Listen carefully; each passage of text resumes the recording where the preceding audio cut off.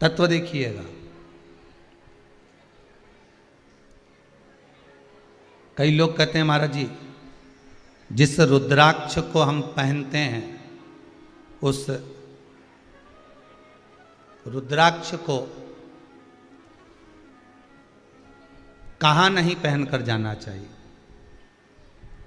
5 स्थान बताएं जहां रुद्राक्ष पहनकर नहीं जाया जाता। कितने स्थान हैं? 5। और रुद्राक्ष को 5 स्थान पर पहनकर नहीं जाते, पर रुद्राक्ष के लिए वर्णन किया गया है कि रुद्राक्ष कब कब उतार कर उसको वापिस अभिमंत्रित करना चाहिए। 5 जगह पहनकर नहीं जाना चाहिए और रुद्राक्ष को अभिमंत्रित करना मतलब सीधा अमावस्या के दिन, पूर्णिमा के दिन, शिवरात्रि के दिन, श्रावण महीने के सोमवार को, प्रदोष के दिन, ये दिन आपके शरीर में जहां पर भी रुद्राक्ष है, आपके गले में अगर आप रुद्राक्ष पहने हो, आपके हस्त कमल में आप रुद्राक्ष पहने हो, आपने अपने पास में कहीं रुद्राक्ष रख रखा है, तो उस रुद्राक्ष को अमावस्या, पूर्णिमा, शिवरात्रि या श्रावण का सोमवार या प्रदोष आदि इस दिन उस रुद्राक्ष को एक बार दूध में धोने के बाद उसमें थोड़ा सा सरसों का तेल अवश्य लगाना चाहिए। क्या होगा उससे? उससे होगा क्या? शिव महापुराण की कथा कहती है, महाराज रुद्राक्ष को दूध में धोने के बाद, स्नान कराने के बाद जल से स्नान कराया, थोड़ा सा सरसों का तेल लगा दिया।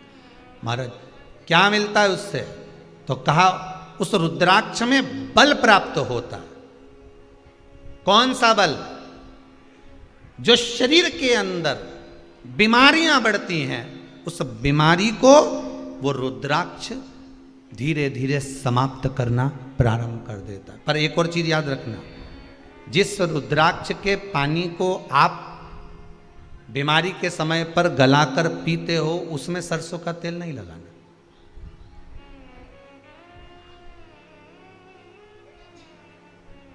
उसमें सरसों का तेल नहीं लगाना है। उसको तो आप केवल स्नान कराओ दूध से, जल से, और फिर उसको गला दीजिए, उसका पानी आप पीना चालू कर दीजिए। जिसको बड़ी बीमारी होती है उसके लिए कल कथा में वर्णन किया था रुद्राक्ष के जल का, कि रुद्राक्ष का जल पिया जाता है शरीर के अंदर से रोग को, बीमारी को हटाने के लिए, रोग बीमारी को समय में भोग कर निकालना पड़ता है। अंतिम समय कर्म का भोग भोगना है। हम कई बार शिव महापुराण की कथा में बारंबार कहते हैं, भगवान से नहीं डरना मत डरो, गुरुओं से नहीं डरना मत डरो, धर्म और शास्त्रों से नहीं डरना मत डरो, वेद और पुराण से नहीं डरना मत डरो, मंदिर और देवालय से नहीं डरना मत डरो, शंकराचार्य, मठाधीश, पीठाधीश, किसी से नहीं डरना मत डरो, किसी महात्मा, जोगी, सन्यासी, तपस्वी, साधक, उपासक से नहीं डरना मत डरो। पर याद रखना, अपने कर्म से जरूर डरना, क्योंकि कर्म का भोग तो परमात्मा को भी भोगना पड़ता है। कर्म का भोग तो वो भी भोगेगा। सीता जी ने एक चिड़िया को बंदी बनाया तो उनको लंका की कैद में जाना पड़ा, भोग तो भोगा। कर्म का भोग भोग।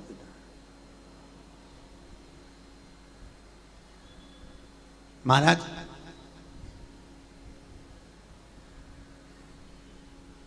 एक राजा के लड़के की शादी हुई, बहू आ गई। एक दिन बहू राजकुमार की तलवार देख रही थी और उसने म्यान को देखा। म्यान बड़ी सुंदर है, इतनी सुंदर म्यान। म्यान को देखा, मन में आया कितनी सुंदर म्यान है, और म्यान को घुमाते घुमाते उसके मन में आया इसकी तलवार कितनी सुंदर होगी। जो तलवार हेड़ी, इतनी चमक थी तलवार में, तलवार छूट गई। छूटते से ही राजकुमार जहां सो रहा था उसके गले पर पड़ गई और राजकुमार मर गए। उस रानी के मन में आया मेरे हाथ से मेरा पति मर गया, अब मेरा पति अगर मर गया है राजा को मालूम पड़ेगा, फांसी की सजा देगा। क्या करूं मैं? उसको ज्ञात आया, रोज सुबह के समय पर मेरे गांव का एक पंडित पूजन करने वाला सुबह सवेरे तुलसी लेने आता है बगीचे में, अपने पति के शरीर को खींच कर ले जाकर तुलसी के क्यारे के पीछे पटक देती है। पंडित आएगा, इल्जाम लगा दूंगी किसने करा, अगर मेरे ऊपर आ गया तो मुझे मरना पड़ेगा। रानी ने ले जाकर उस बॉडी को, शव को ले जाकर तुलसी के क्यारे के पीछे डाल दी। तुलसी के क्यारे के पीछे।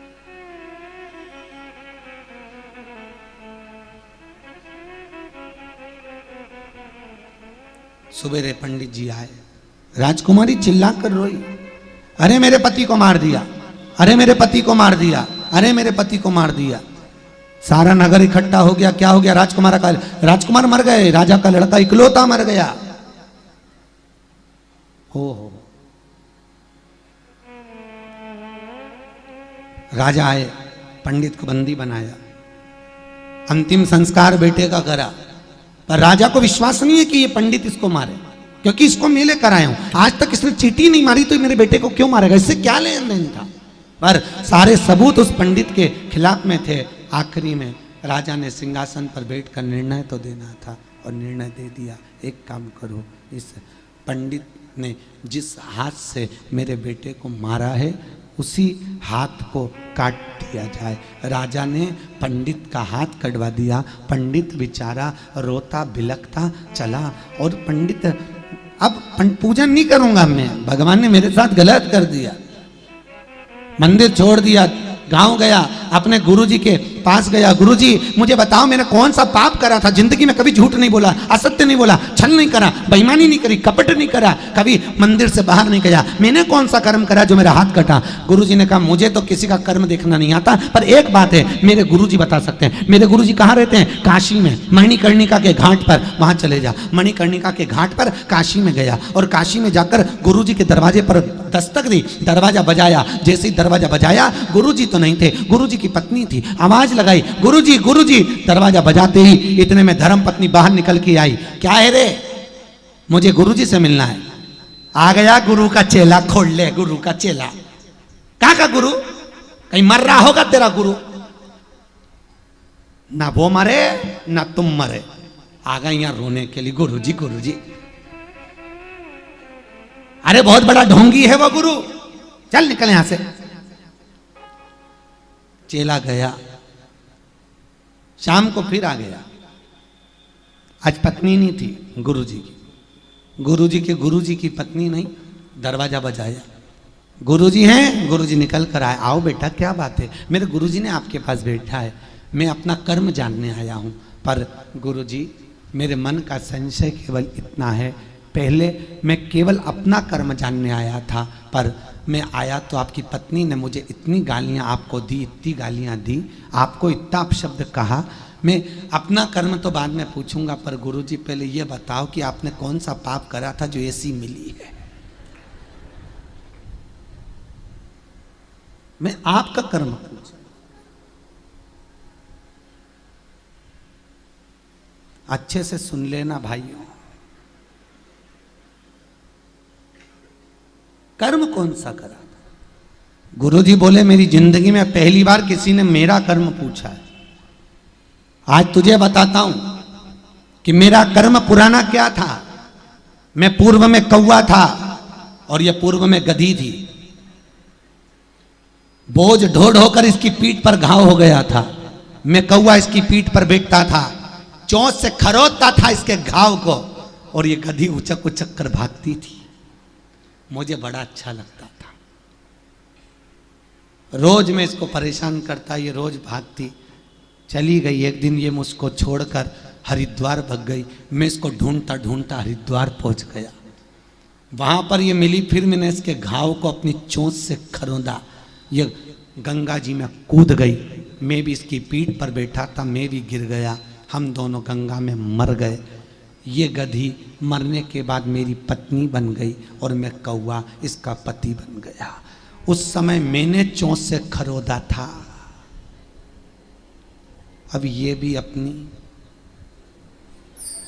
जोश से खरोच रही है। तो जिसको ऐसी मिली हो तो दुख मत करना,